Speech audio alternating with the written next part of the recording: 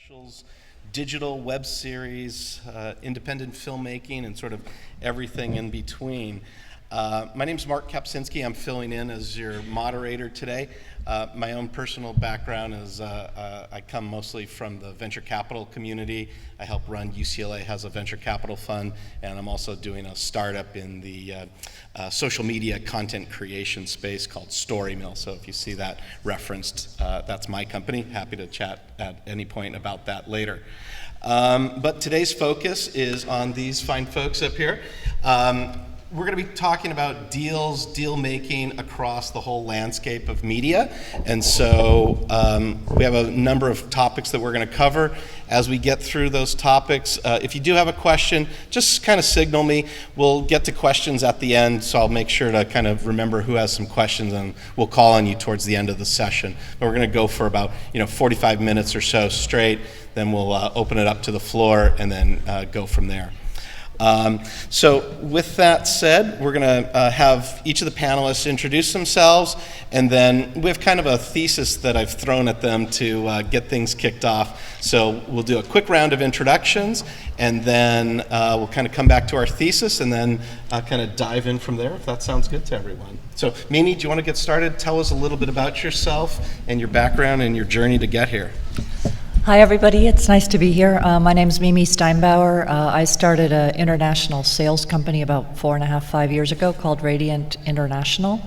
And I've worked in the international licensing space about 20 years, working for companies like New Line, for Warner Brothers, Village Roadshow, and a couple of smaller companies as well. And what we do is the international sales on primarily feature films. We're involved in everything from getting the projects into Radiant and also helping the producers finance films. So we get involved in a lot of different aspects of the deal making. My personal journey, I'm from Austria. I worked in production in Austria and decided I wanted to work on bigger English language films. So I came to the States and went to the START program at USC. And then started working at a number of companies that were all doing some aspect of production and distribution. And that's what I've been doing, and started my own company about 5 years ago. Terrific. Thanks, That's me. Mimi. Welcome. Alyssa, you want to tell us a little bit about yourself? Sure. Hi, I am Alyssa Goodman, and I'm a little bit hard to define right now. I used to say that I was an independent producer, and now I almost feel I have had to become what many people are finding they have to become, which is almost an independent studio, where you have to create your own content, you have to find your own financing, find your own production and distribution. And most recently, I developed a script, I found money, and I wound up directing a movie that's called The Standoff that is now in release through distribution on social media, digital platforms. I use social media stars for marketing, and so the movie seems to be doing very well right now. It's a little too soon to tell, but I'm going to take a leap and say it's doing well. My background is in working in distribution. I've worked for an animation studio called RGH Entertainment. We did sort of small, mid-budget, $10 to $25 million movies, which I used to go out and pre-sell in order to bring in the money to create the financing. I work with different distributors as a consultant, or different producers as a consultant to find the proper distribution for their movie, everything from strategizing on cast that's marketable to story points that are marketable, and then taking them through the delivery process to distribution and finding the smartest deals, and whether it's going through festivals and so on. I've kind of done a lot and wound up there mostly out of opportunity. I think that this is a business that everybody comes to do one thing in and then finds opportunity someplace else. So for me, I started working in distribution at Miramax years ago. Then I came to Los Angeles and started working in development at Universal, produced TV movies, and moved on to do some reality television and feature films. And every opportunity I find, takes me in this other direction and then redefines me, who is, I guess, best described now as a work in progress. That's great. Definitely a plethora of things going on there. So terrific. Harrison, welcome, and tell us a little bit about yourself. My name's Harrison Land. I work for a full-service nonfiction production company called Jupiter Entertainment. We have offices in New York and Knoxville, Tennessee. We do a lot of cable and broadcast, mainly in the documentary and reality space. We have 14 series on the air and a couple broadcast specials and pilots. And I started out working in the Knoxville operation where the company started, and then over time we were at capacity, and we had sold a series, and we needed to find some editors, writers, producers to make it. So I moved up to New York and opened up that office, and about 5 years ago, and the rest is history. And I head up the development of the team. Thanks. Harrison, what are some of the shows that you have right now? Just you mentioned you have a ton. So. Yeah, we have 5 series on Discovery ID. We do their #1 show, Homicide Hunter, about Detective Joe Kenda. We do Snapped on Oxygen, Killer Couples, as well as #Killer Post. We have 4 series on TV One, Fatal Attraction, and Justice by Any Means. So a lot of murder, and so Crime Pays, and so yeah. Terrific. Well, thank you. Welcome. Jamie, tell us a little bit about yourself. Great. My name is Jamie Burke, and I am a co-founder and co-president of Lifeboat Productions. My partner and I started Lifeboat about 5 years ago. We are a full-service production company, which means that we can take a project from inception, develop it through completion, which is a fully finished product that then goes to distribution. Prior to that, I started my career also at the Peter Stark program at USC. And from there I went to 20th Century Fox in feature film development. From there I went to independent filmmaking, which was at its heyday when I started at about 2005, 2006, and then quickly took a huge downswing when the stock markets crashed around 2008, 2009. And out of that ebb of work came a digital revolution at the Phoenix that I started working, and I'd produced 4 of Michael Eisner's digital studio, Vuguru's projects, where my business partner was head of production. And out of that, she was looking to make a change and get back into the gritty, get your hands dirty side of things. So she came and partnered with me, and since then we've worked with some of the biggest digital native studios. Our company does produce digitally, and we're proud of it, but we also do traditional television and features as well. Great, welcome. Leo, wrap us up. My name is Robert Leo Rogers. I'm the Long Ranger here. I'm more on the music side. I'm a senior vice president and label liaison at Bungalow Universal Music Group. We've been a part of Universal about 17 years. I've been with the company about 14. We sign independent labels for distribution at Universal. We have distributed over 500 indie labels, and that means taking them from A to Z, from Alpha to Omega, from studio all the way to breaking #1 records. And we also have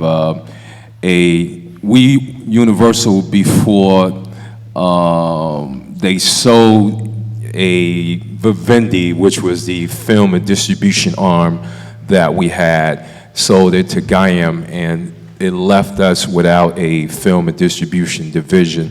So what I did, I went out and found distribution partners on the film side, and we became an aggregator. And we have distribution partners all the way from many indies up to Sony and Lionsgate.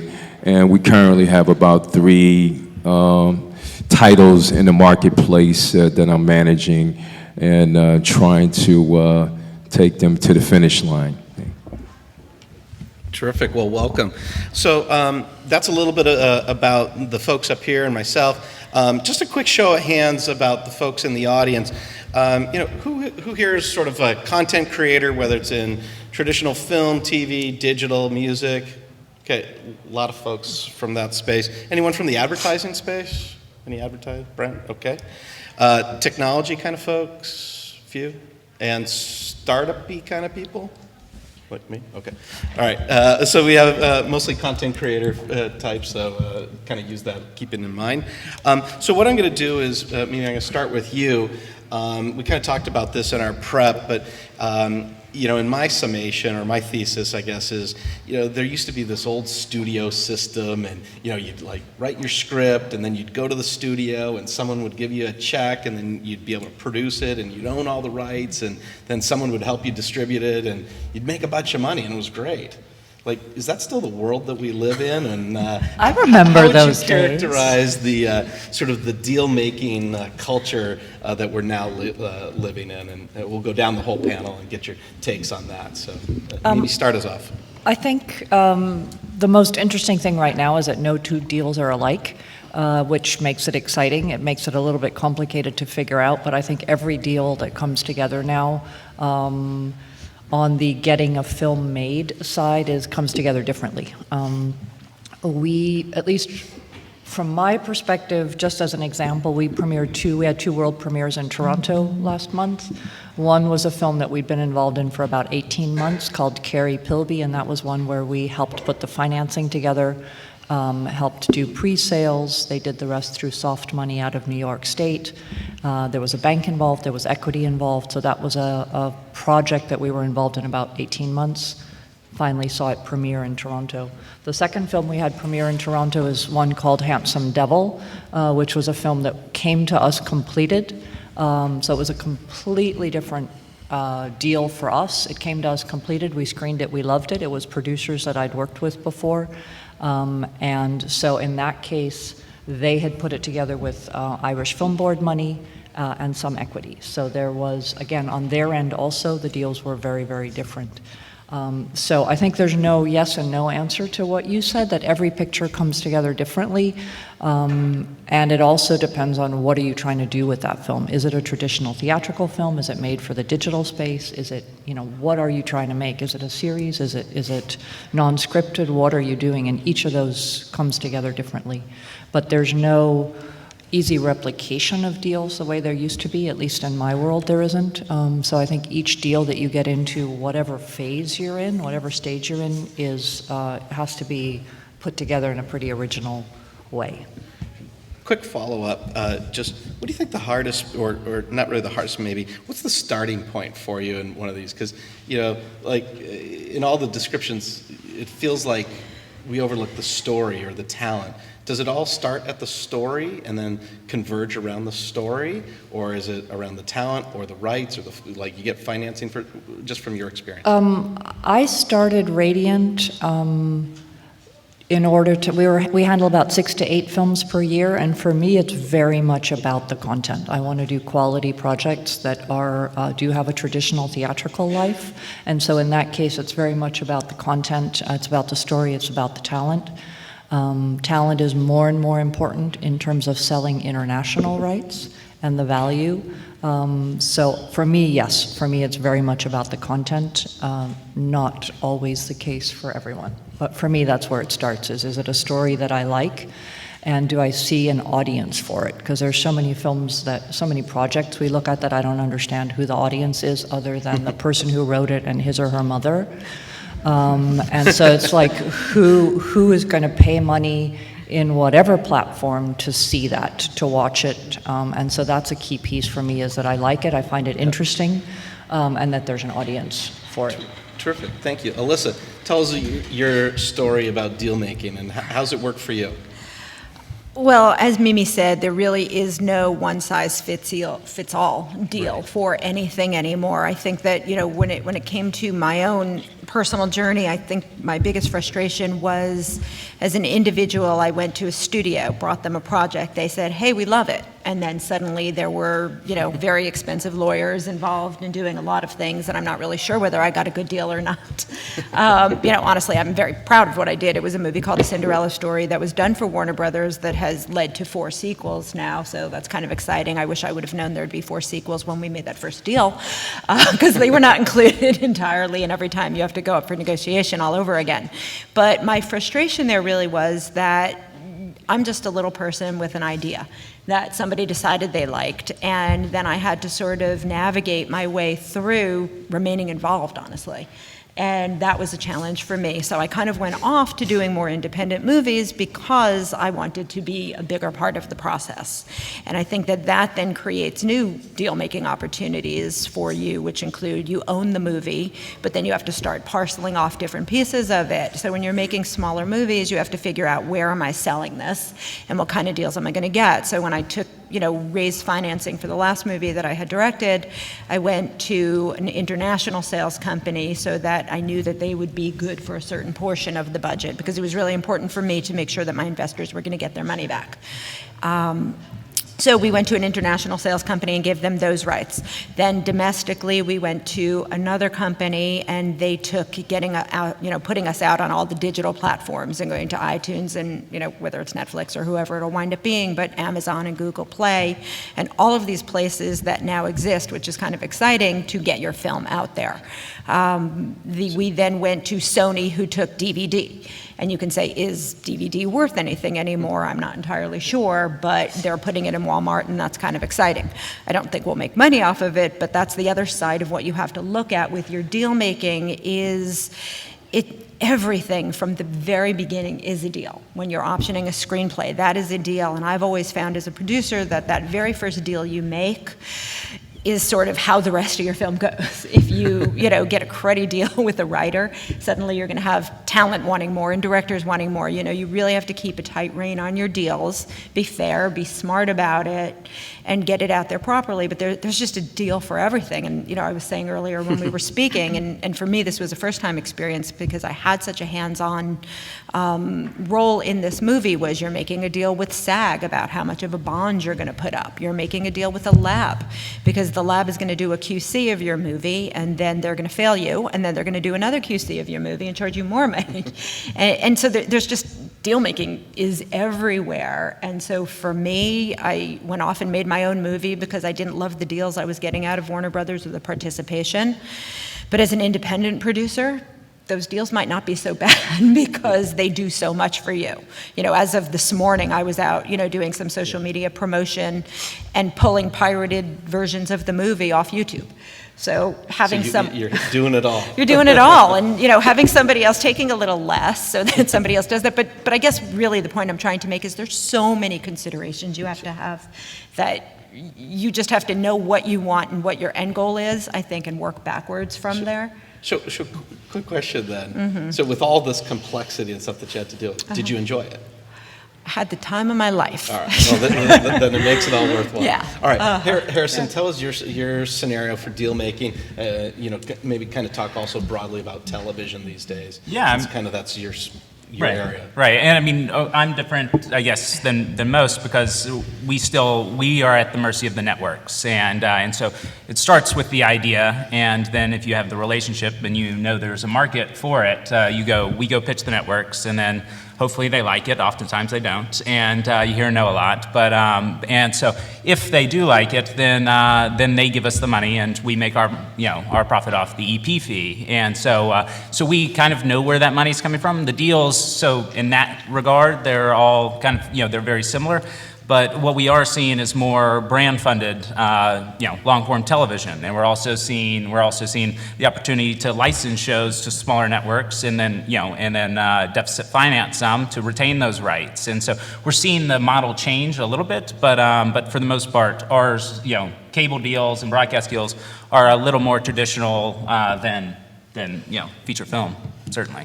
So, I mean, it's interesting because one of the pieces that you mentioned, I don't know if everyone caught, but I mean, you're basically making most of your money off the executive producer. Yes. So, yes. Where else does the revenue come from for you, or where else are you making money in all this sort of effort that you're putting into? Oh, I mean, that's it. It's 10% of the budget of that episode. That's so all if it's $100 per episode for this show, the network gives us 110, and we use 100 to make the show and $10 to put into the company's pocket. And so that's where it is. Unless you bring in, unless you deficit finance and retain the international rights, which we've done on four or five of our series. And that is become, is certainly a business, and you get to own something. But, a lot of TV, you're work for hire. You know, you don't own IP. The network owns it. And so for us to retain those international rights, it's, you know, it's kind of something that we're really interested in. I think the future,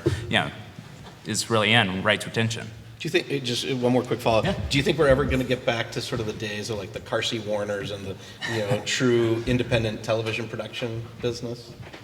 With the right idea. With the right idea, I think that's still possible, but across the board, I don't believe so. In the unscripted space, Yeah. but with the right idea, I think anything is possible. Absolutely. Okay, thanks, Harrison. Jamie, tell us your story and your scenario around deal making. Sure. Well, when I started in feature films, it was you would make a feature film, and a large portion you would get back revenues from foreign. You'd also get a lot of revenues from DVD and tape sales. Since that time, the market's completely shifted, and I think it's more exciting than ever. There are more distribution outlets than ever before. There are more exhibition opportunities than ever before.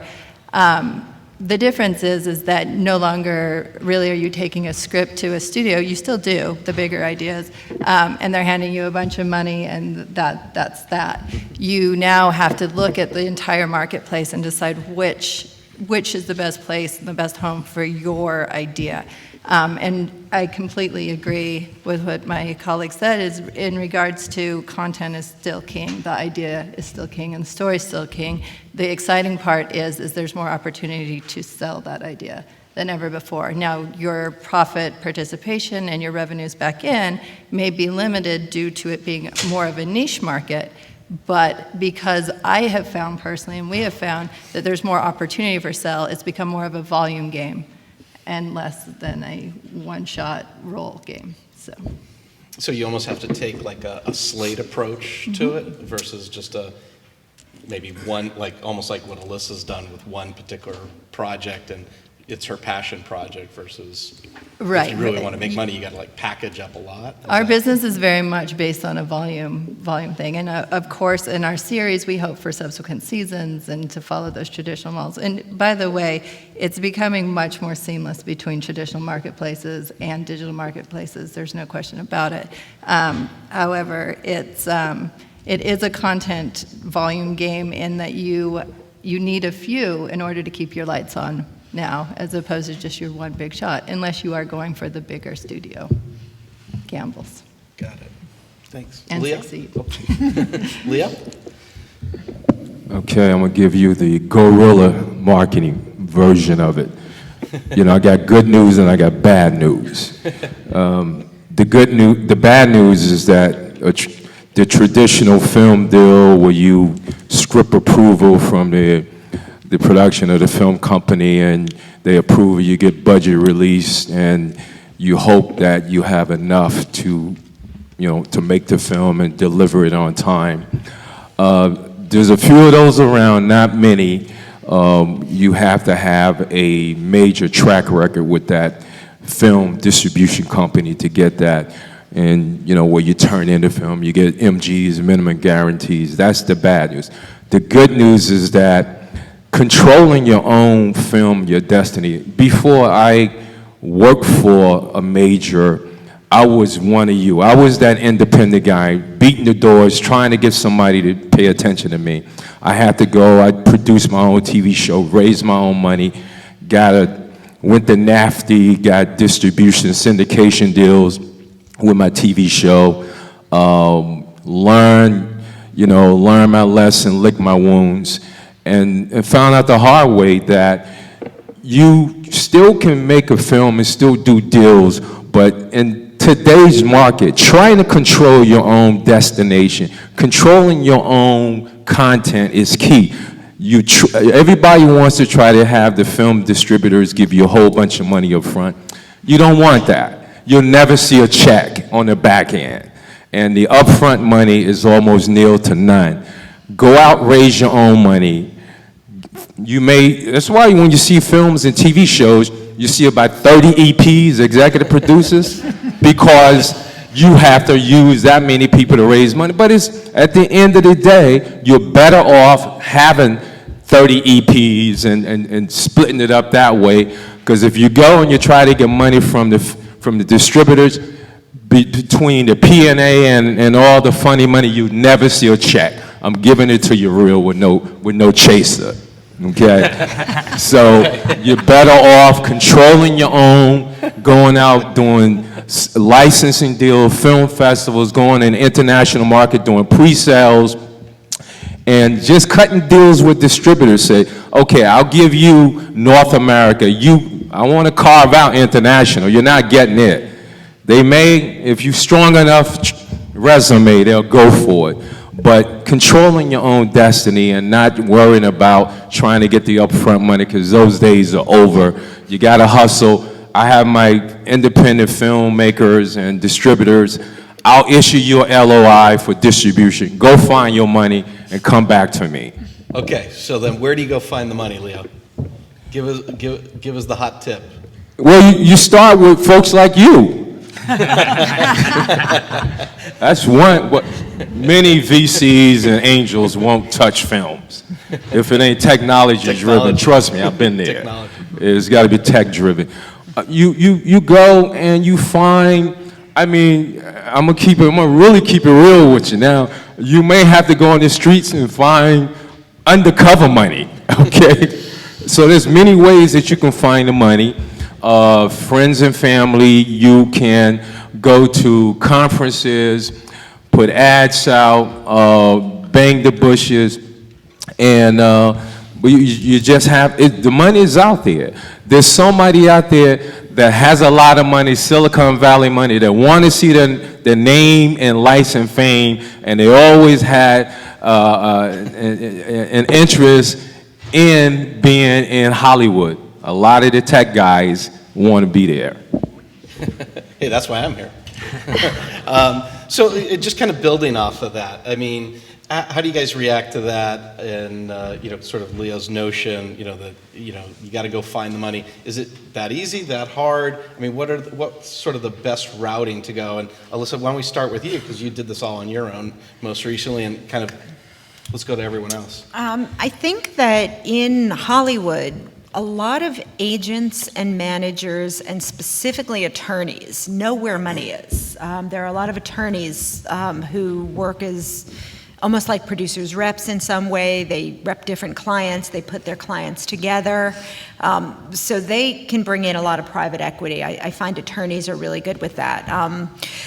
One of the first non-sort of Hollywood traditional movies that I had produced was funded by somebody who was the heir to the Orange Glow fortune, oddly enough.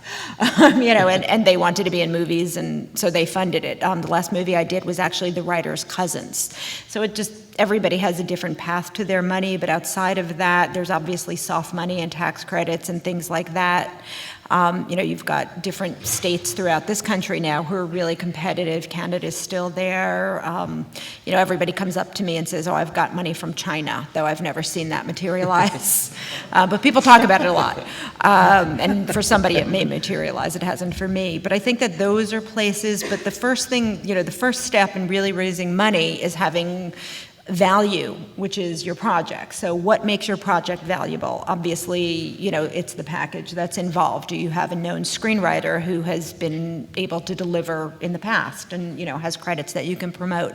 Do you have actors that you can put a value on?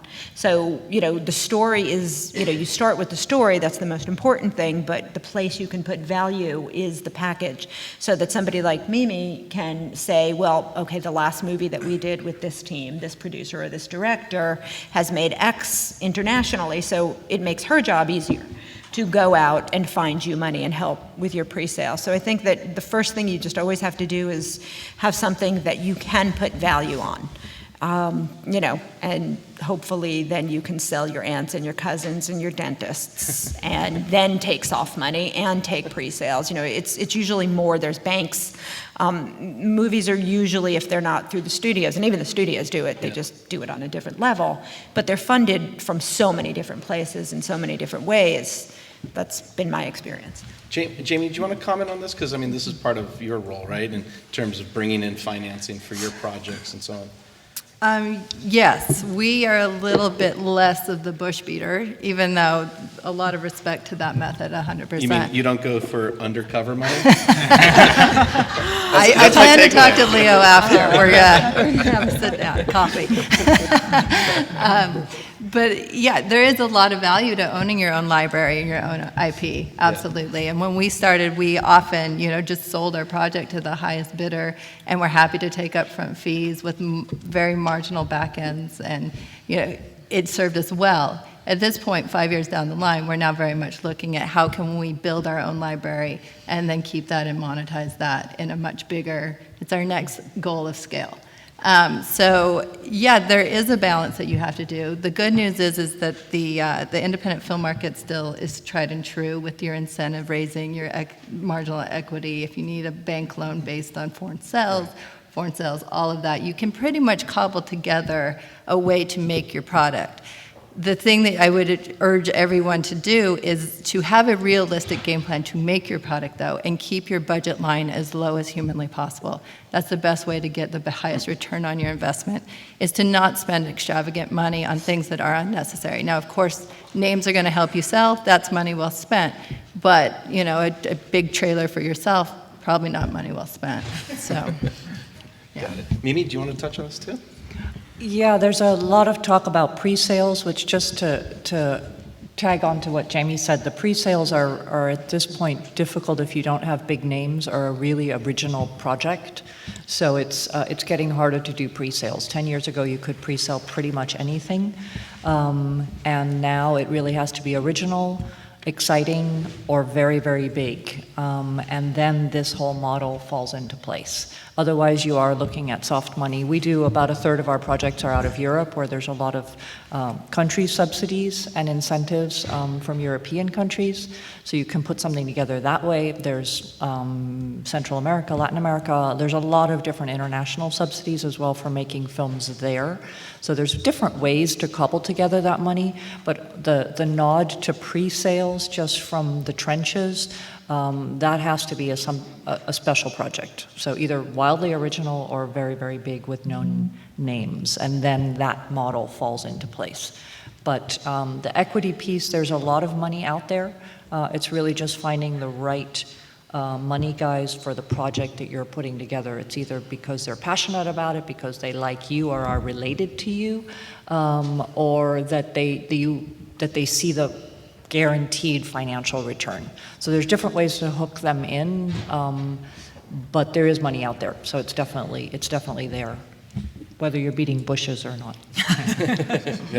Harrison, do you want to touch on this just from the television point of view? Yeah, I mean, we go to the cable networks. Traditionally, we go to the cable networks and the broadcast to get them to fund at least 70% of it, and then from that, we're in conversations with people like Sky or people like Fremantle to then hopefully give an advance for the international, and then from that we have our full production budget, and then more of the profits come over time because we're licensing it to different territories. And so, but traditionally, it's cable network, and then we'll hopefully deficit it and have an advance against it to cover our production, but no bush beating though either. So we kind of talked a lot about obviously features and television. Maybe I'm going to start with you, Jamie, again. Because you kind of brought this up in our prep. What's the role of digital here, and like how you're shooting things, and how are you approaching maybe digital as part of the overall deal making that you're doing? Absolutely. I'd say that from my own experience, it's becoming an enormous piece of anything we do. It's become a distribution outlet that has filled a bit of the DVD tape sales. We had an interesting conversation that I'll save for them in terms of international is not quite caught up to the digital distribution model. But here domestically, it's an enormous piece. I mean, everyone, Netflix and Amazon and all of those are very much part of the distribution deal that you're going to make. Who is going to own the digital rights and who is going to sell them?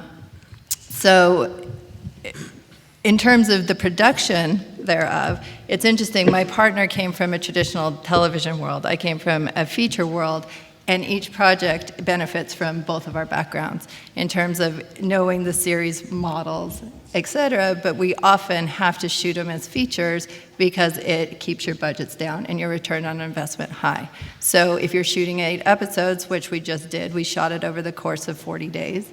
And we now have an 8 half-hour series that's going to release on Audience Network, which is AT&T's digital cable channel. So it's becoming much more homogenized in terms of its production methods, I would say. And then based on that, you have more opportunity for the outlets. Got it. Leo, what's your take on where digital is in this space? I think digital is, it's pretty much ubiquitous everywhere. When you own your own digital content, it's a double-edged sword. You can propagate it everywhere with no control. I mean, because once it's out there, you got to deal with the bootleg and the the sites that can hijack your product and sell it, and you never collect a dime from it. You can, but the bright side of it, you can license it, and you don't have to worry about mastering and beta, mastering and 1-inch, all those costs of the physical stuff you don't have to worry about anymore. You can stream it, and you can just mainly distribute your product. But there are a lot of formats, from Vudu, Hulu, Netflix, and Redbox. They all have their own formats that you have to comply with. But overall, it's a cost saver versus having to master your films on all the physical formats that used to exist, and you can distribute and propagate it a little more cost effectively. Controlling is a whole nother story. Alyssa, you were mentioning that you were pulling down pirated copies. Oh, yeah. Can you kind of touch on your experience with digital?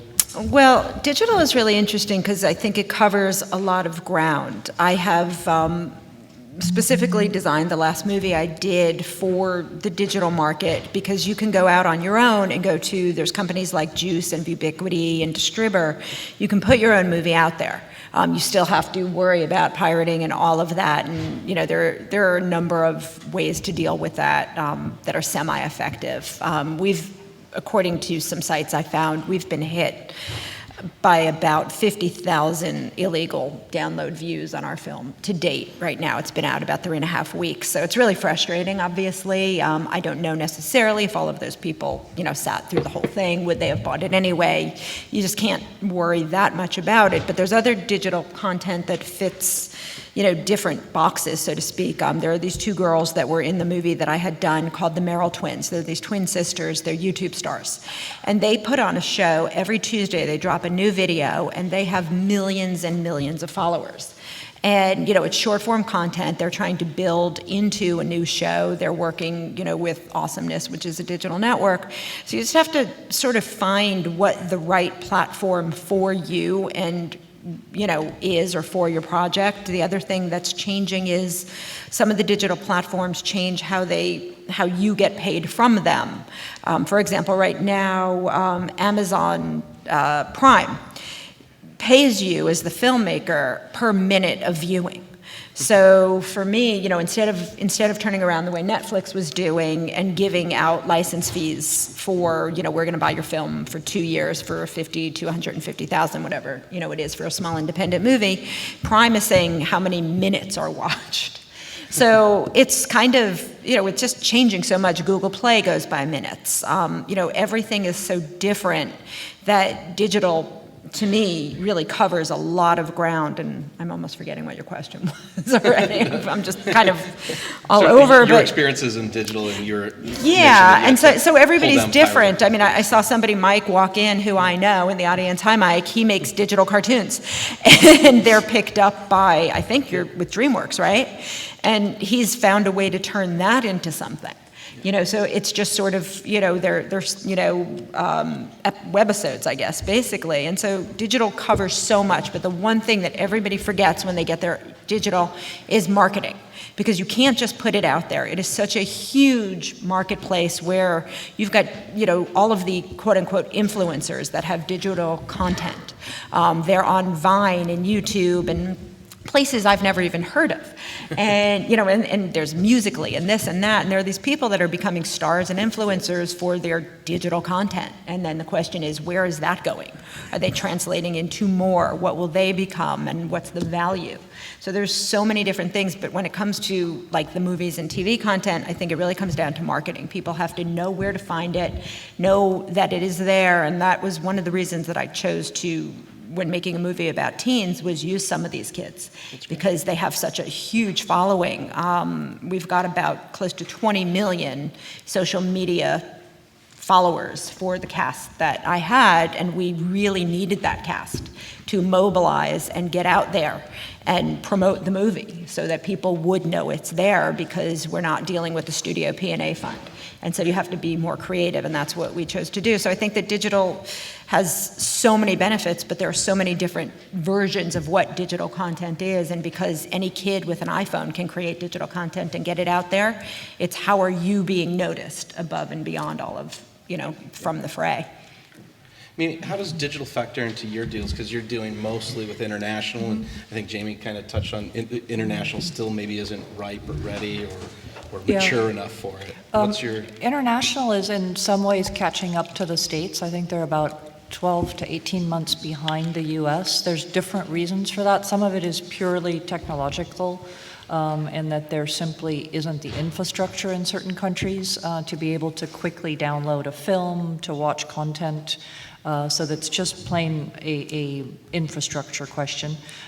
Certain countries also have laws about windowing, which is, we're seeing it here as well, but there are certain mandatory windows. Theatrical has this, video, DVD has this. So they're by law windows, which is still catching up to what is the reality of how does your actual consumer want to watch a film at this point, or any kind of content, a TV show. The platforms don't necessarily exist. Netflix is now global and everywhere except North Korea, I believe. So it's the platforms are getting out there, but it's not abundant. There aren't a lot of choices like we have here in terms of getting digital content and watching the content. And then the idea of marketing is that a lot of international distributors, content owners, et cetera, don't yet know how to reach the young teenage girls from 12 to 14 in their country. So that's a bit of a catch-up as well. So there's a lot of things. In certain aspects, some international countries are ahead of the US, but a lot, they're playing catch up. And so the monetizing digital distribution is not as clear yet internationally as it is here. DVD has gone away most places. Certain countries, Japan still loves actual hard copy DVDs. Most countries have moved to being able to stream stuff, but it's not as easy. So international is catching up with, we've lost certain traditional methods of monetizing. We're not quite there yet that you're making it off your Netflix or there's no Hulu or whatever that is. So it's like, where do you make your money back on content? So international is catching up. Harrison, how does digital affect you? Previously, it wasn't an area that we really focused on because the economics, in our case, doing, long-running, hundreds of, like Fatal Attraction, the 100th episode premiered the other day on Monday, and so we traditionally do a very long-running series, and so the economics never made sense previously for us in the nonfiction, reality, and documentary space, and so I view it now as kind of what cable used to be, as almost the wild, wild west. It's really an area for opportunity and legitimate buyers. Netflix budgets are, far over, what Discovery would pay, for the same type of content. And so I think their budgets have come up to where cable was. And so really view that as an opportunity, as well as not being locked to a traditional clock is really exciting, because there's certain stories that need to be told in 4 minutes. And so that's really exciting as a storyteller, that you can you can produce content, tell it the way it's supposed to be told versus, a 5 or 6 act structure. And so, Does the deal structure in television differ in digital for you, do you think? Or does it give you other opportunities for monetization that you won't have going through traditional cable? So, yes, I mean, I think that you do have an opportunity where you to bring a brand and have them fund, the content. We did a project for Food Network that Williams Sonoma fully funded, but we didn't retain the underlying rights to that. And so, whereas if we brought that to Pana, which is a food app, perhaps we could negotiate that. And so I think they're flexible in each distributor. I mean, you guys have dealt with them more so than us, but each distributor doesn't have a traditional model yet. Whereas in cable, there's kind of an old way of doing things, and so that's kind of why it's exciting and reminds me when cable was first starting. So it's kind of interesting because we've touched on a number of different facets, and there's all these like little components that all wrap up into this like one big thing we're calling a deal. The thing that I guess the sort of the question I have, and Leo, I'm going to pick on you first. What's the goal?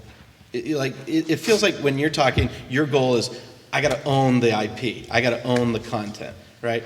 Like I might contrast that with Harrison's goal maybe to get distribution, right? And he's okay maybe not owning the IP, but he's got distribution. So I'd love to get everyone's take on sort of what's your goal with what you're doing and getting your deals done and made. So Leo, I'm going to pick on you first. Well, it's twofold. On the music side, let me just talk about the music licensing, which we do. The music side, the goal is to get a top 5 record on Billboard and make money. Because you can have a top 5 record on Billboard and lose money.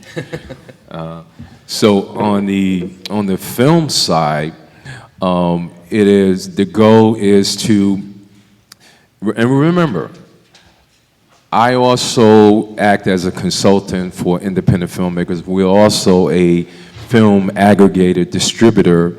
The goal is to try to be as fair as possible to the filmmaker and allow them to make. We don't want to be the only one to just make money and the filmmaker doesn't make any money. Too much of that has happened.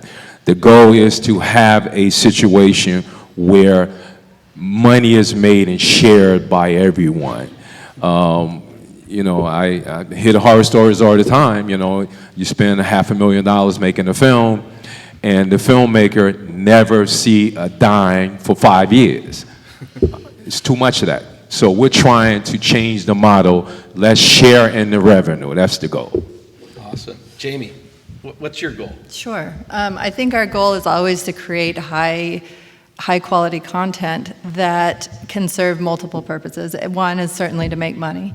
The second, though, is maybe there is a different end goal for that content. So perhaps we'll take a risk on a filmmaker or on a piece of IP that will get an opportunity. Also, the goal is to find the best distribution partner that will give it the best chance in the marketplace through marketing or publicity or whatever it may need.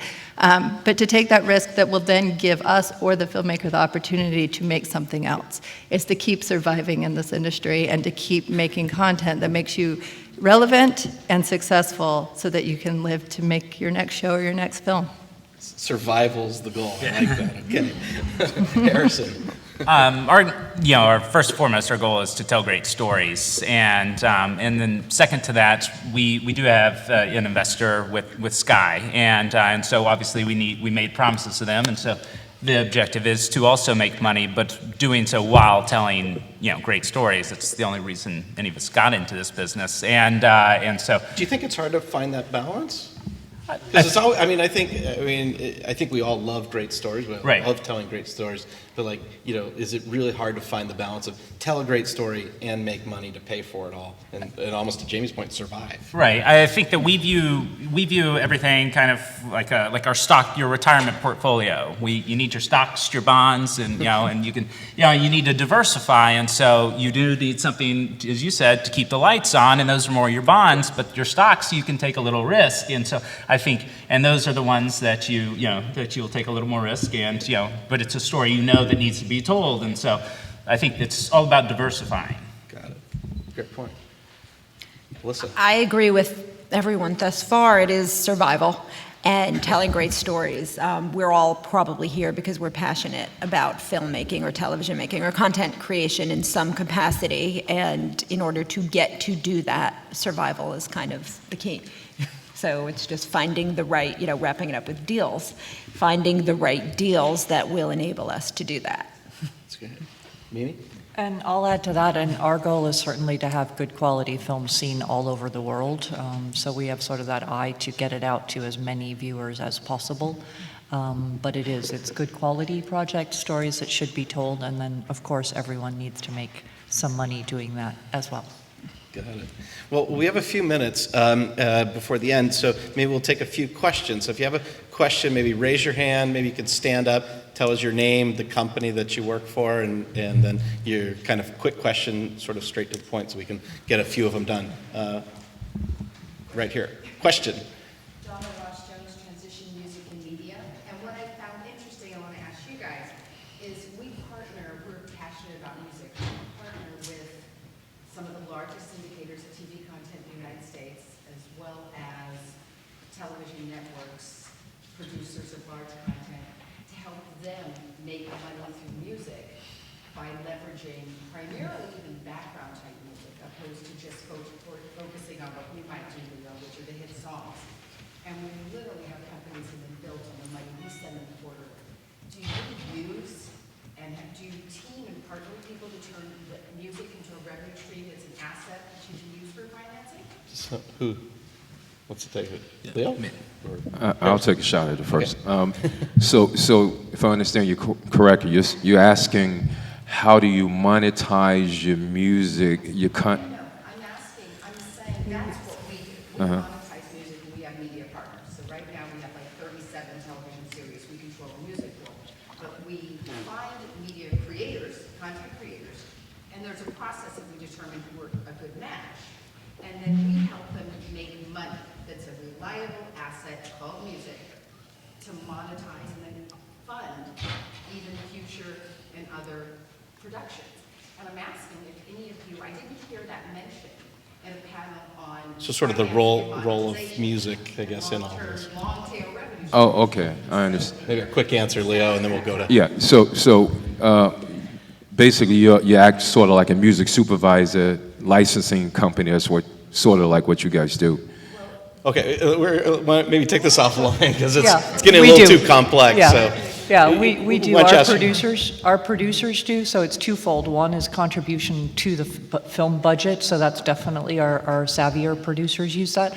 And then the music publishing rights down the road, either also our producer either gets the revenue from the music publishing or we collect it for them as a revenue source. But yeah, our producers on the independent feature film side definitely are aware of that and use that as a contribution to the budget, to getting the films made.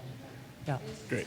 Okay. Yeah, yes, yeah, no, it's a good option, yeah. Okay. And I own my own content creation company, and I have a show in post-production right now. It's a scripted show. What do you guys look for when new media web series come to you for financing, distribution? Do you guys even look at that? Question. What do you guys look for in new media web series? Because that's where a lot of filmmakers go now to pick their content. Is it completely independent and self-financed? Yes. Okay. So you probably have a genre, you probably have elements therein, right? So what I would do if I were you is look at the content distributors and see if any of them match the elements of what you have, whether it's a horror or a comedy, those type of things, and then take it to that market or the people that work with that market in order to give you the best shot at getting it in there and then distributed. If you put it online, though, does that sacrifice future distribution or licensing deals? It can. However, it sounds like if you self-financed your web series, then you probably are willing to take that risk. And there are people in all companies, I dare say, that are constantly combing for content. So if it's good enough, it will get seen and found. And then that it isn't so much seen as a hindrance depending on what market share you get with views. So if it's a minimal view, high concept idea, and somebody snags it up, they'll tell you to remove it, and then they can take it and distribute it, or they'll have you remake it or remake the idea with elements that they choose. But it's not a bad way to get seen. The other way is if you put it on and it becomes a social media sensation, then they'll also want to work with you as a filmmaker. So I don't think it's a bad option. You may want to, however, at first attempt to get to one of the bigger platforms and see if they'll distribute it. And if they won't, at that time you can determine to take the risk and get it out there on YouTube or whatever. Great. Okay, we have time for one more question, ma'am. Name? Oh, okay, great. So one more question, ma'am, right here in front. You mentioned the new reggae allowing crowdfunding free accredited investors. Anyone? Any of you use crowdfunding at all? Leo, is that an option? The crowdfunding for film, I mean, there's several people that have used crowdfunding for film. It's not as easy as you think it is. You have to bring on like a crowdfunding consultant. You know, people think crowdfunding is that, you know, crowdsourcing, crowdfunding is you get a website and you blast it out to a couple of folks. It's not that easy.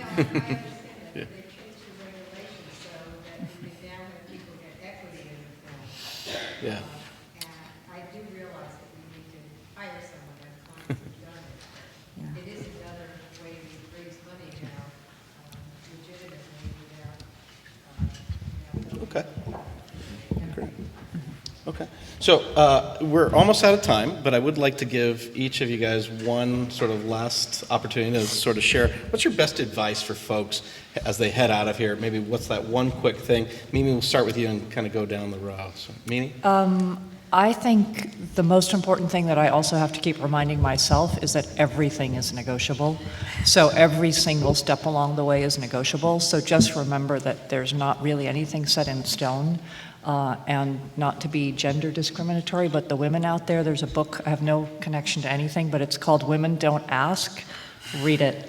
It's about the fact that a lot of us, men, also don't ask for stuff. And it's like you can ask for it and you can get, even if you get 80% of it, good for you. So that's my 2 points, is everything is negotiable. And especially in this marketplace where everything is in flux, really everything is negotiable. And figure out what you need and ask for it. Great. Thanks. Good tip. Alyssa? Deal making. Make sure when you discuss things with people that it's in a contract. I've had some personal bad experiences and seen some other filmmakers have bad experiences, especially with some distributors, because there's a lot of distributors out now who have this big beast to feed with all this content. And they want your film, they're gonna throw it out there. Nobody up here would do that, of course, but a lot of companies will, they're just trying to like get as many films as they possibly can to feed a certain deal. And as soon as you sign on the dotted line, everything that you've talked about, whether it's marketing or things like that, kind of go by the wayside. I had a distributor promise me that they were going to do all of these things, and then all of a sudden, as we were ready to release the film, oh yeah, that wouldn't work. No, that's too expensive. No, that's this. I mean, I had a distributor call me 4 days before a film was about to be released saying, so what do you think we should do for marketing? And that really happened. I'm not, you know, and it's like, you're asking me, you know, isn't that why you're here? Things like that, things they promised early on that you don't necessarily put in a contract because you don't think they need to be, but pay attention to that stuff and get it in the contract, whether it's making a talent deal or a distribution deal, whatever deal from beginning to end. Know what you're talking about. Good tip. Harrison? The best advice I got, I have ever received was probably that you need 3 things, and you need a good idea. You need, you need to know the person with with the checkbook, and you need to know the people who are talented enough to execute. Because the worst thing you can do is sell an idea that, to a buyer and it's unproducible, because you're going to want to sell them another idea down the road. And so, So if you have that triangle, and you don't even have to be any of those three, but then that set us up for success. Terrific. Jamie? You're constantly selling in every single phase of this business, whether you're a writer, you're an actor, whatever you're doing, you're a salesperson. So you have to believe in what you're selling, because if you don't, the person that is supposed to buy it never will. And then second, always check your references. To her point, always call people that have had their films distributed by that distributor. Always call and make sure that the director that you want to hire can actually deliver your product. Always check references. That's a good tip. Leah? The best advice I can give you is to try to control most of your own content, but partner with major distributors, but try to control the direction of where you're going with your product and take as little money as possible up front and control it. Terrific. And so, And have fun, because it's a lot of work. got to be passionate about it. Well, we're out of time, but definitely want to thank everyone for coming. And how about a big round of applause for Mimi, Alyssa, Harrison, Jamie, and Leo. Thank you, guys. Thank you.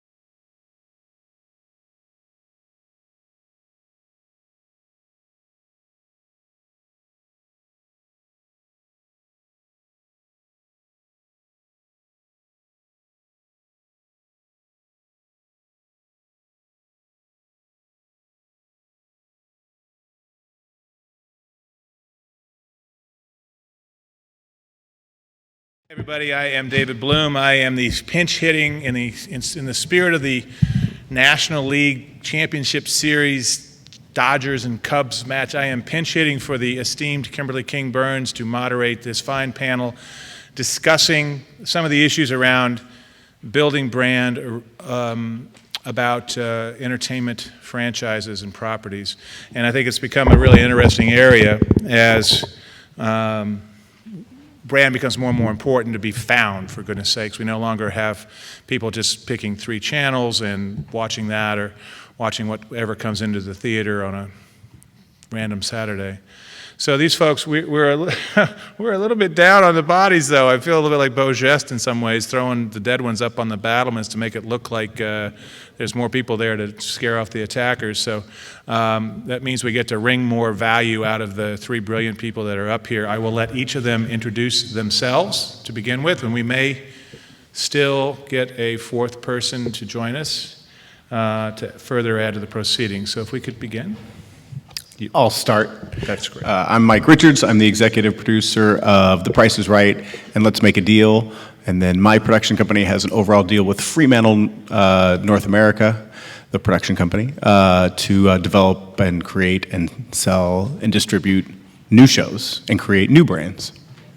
Hi, I'm Linda Ong. I'm the founder of TruthCo, and I'm now just taken a position as Chief Culture Officer at Civic Entertainment Group.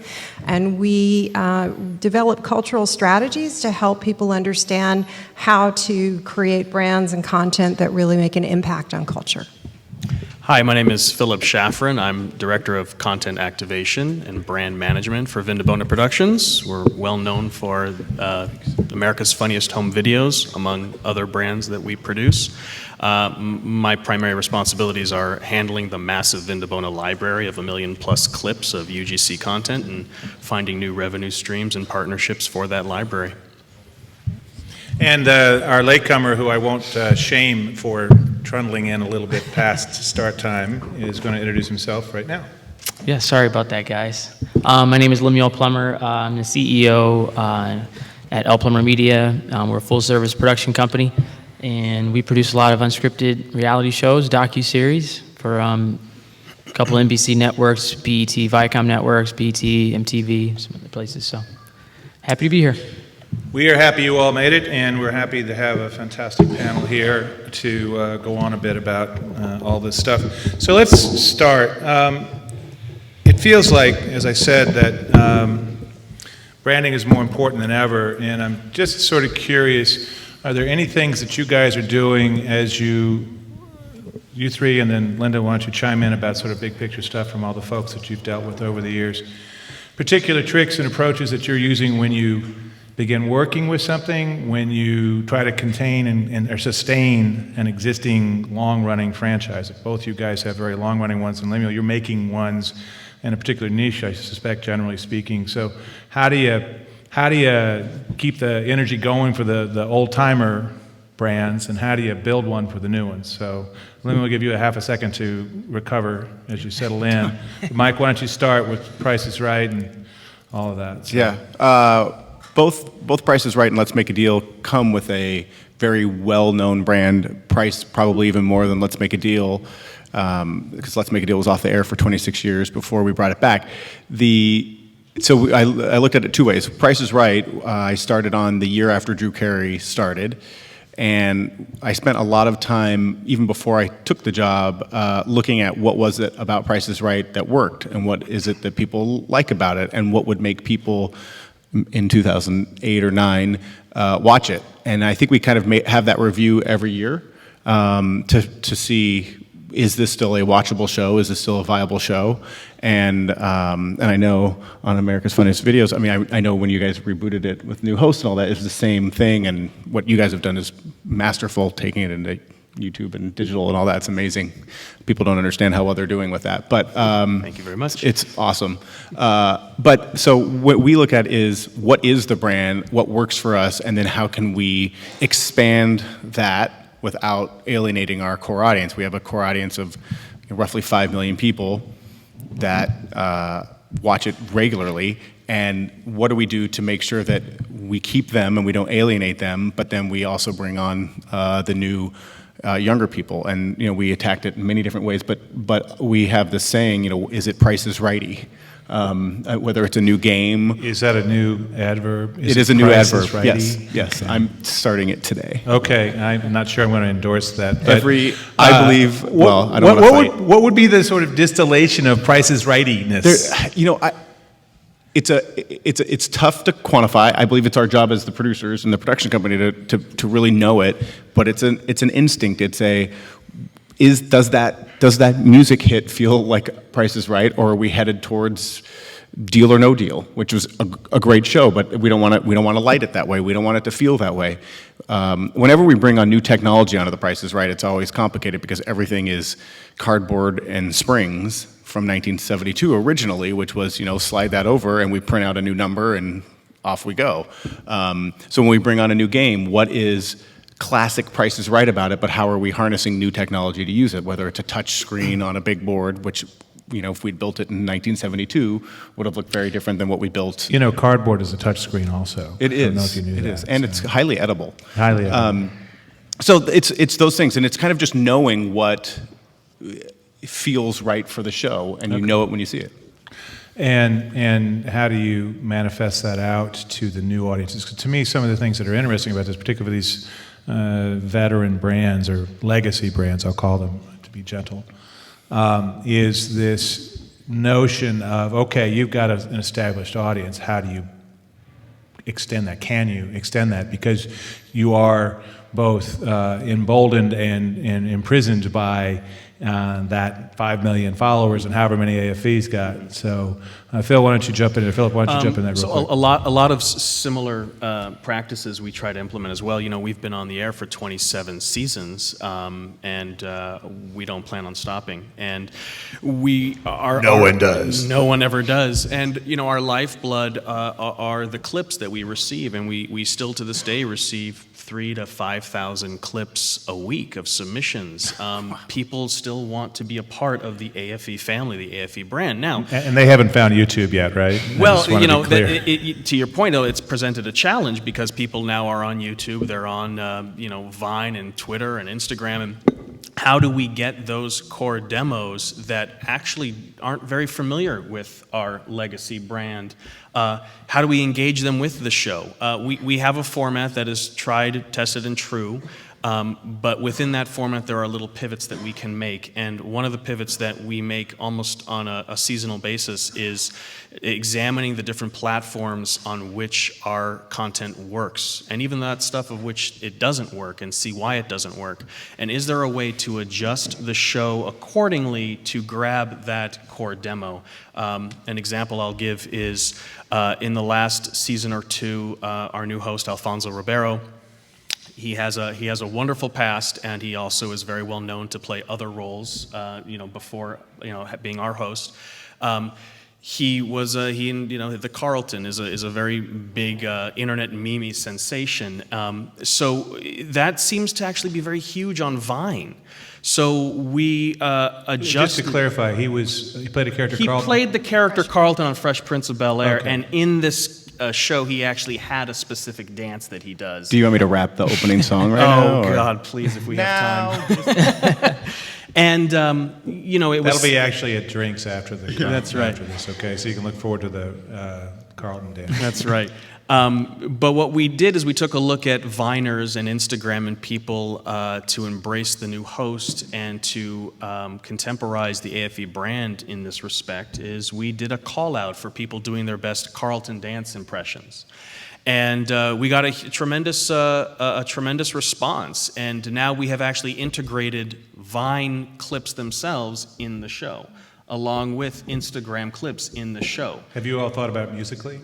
We are actually, this week, we're making inroads in Musical.ly. We're meeting with them later this week to talk about certain types of integrations in certain songs and certain Simon Americas that we have. So these are all things that the AFE format, which may not be able to stray much off of the television path, we can certainly make adjustments on the digital world and capture those demos that are on those platforms that maybe don't even watch the show. Interesting. Lemuel, you have done a lot of work with BET and other platforms since then. When you are trying to figure out, and I saw you, I think you were Snapchatting us. Yes, Snapchat. Did everybody smile? How'd I look? You look great, man. You're like talent now, aren't you? Totally. He does one thing we can't talk about. Now he's all talent again. So Lemuel, so when you try to create a new project, a new property, how do you think about how do I launch this? How do I wrap franchise-worthy stuff around this? What goes into it from your standpoint? Yeah, I mean, I've done a lot of docu-series, following a lot of, high-profile, people, and whether it's in the faith-based community, music, comedy. When I'm coming up with my ideas, obviously my target audience is usually the African American community. So you've at least got Black Twitter on your side. Yes, Sharp, yes, right? absolutely. And the faith-based community on top of that. Right.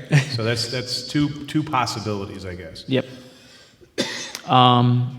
But, as far as, coming up with ideas to franchise it and things like that, I mean, for me, like I said, when you're doing more docu-series, it's really about, like when I'm coming up, like, for instance, the Preachers of LA, obviously I want to always kind of, tackle as many cities as I can. So that was one franchise that I created, where we went and we produced the Preachers of Atlanta, Preachers of Detroit, and we franchised it there, and we've been building brands around the pastors and the communities, but around. And where did those shows run?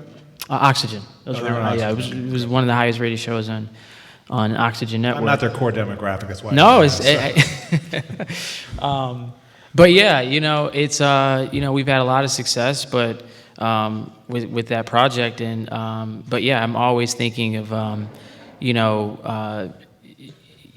what the African American community wants to see, because I live it, I grew up in it, I understand what they want to watch, and I'm always, like I said, thinking of different franchises, different worlds. So for me, like I said, I haven't really done a lot of format shows specifically, but obviously, docuseries, yes, it is somewhat a format, but you're following people's lives. Right. So in the storylines, and you're tracking those stories, in a different way than you would, a format show. So it's just different. But like I said, for me, with the Preachers, and even Music Moguls, that's something that we're about to franchise right now. That's on BET. It's we're following different moguls from each city. So each city brings something different. Each character, each person brings something different and unique. So I always want to kind of tell their story in a different way, and and hopefully, the audience appreciates the storytelling, and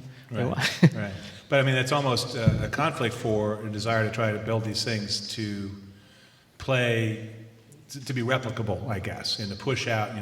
But you're doing it by city, interesting people by city, sure. And we've got a context within which we'll put this person as a minister or as a mogul music, whatever it is. So that's the way you start to build the franchise. It's interesting, even though it's more documentary driven than just the surreality of reality. Yeah. Okay. Yeah. It's just like I said, each city is different. Each city, each character is different. So the faith-based community in LA is completely different than Detroit. Same with Atlanta. Three completely different worlds. So it's interesting. When you're franchising, that way, and by characters and cities. When you created those, were you thinking, hey, I think this is something that we can do in LA, and then we can go other places? I mean, is that part of I said it is finite. I mean, the reality docu, other than the Kardashians, right? Have proved there's to live no on. end to the Kardashians. Right. But most of them, it's the way the Real Housewives, I think, were it's the first to do that. Yeah, it's pretty much the exact same format as the Housewives. But I mean, obviously the Kardashians is different because it's really based on a family. So the only thing you really could do is spin off, not really franchise it, you know what I mean?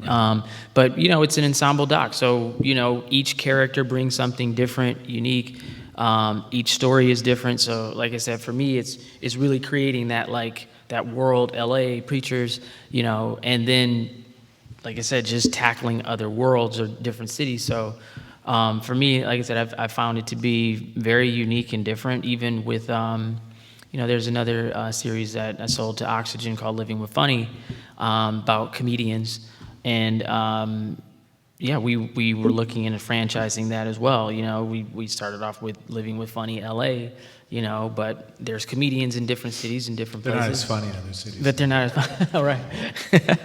So, but yeah, that's pretty much how I kind of process and kind of create and develop my ideas. But we've had a lot of success. It's been working.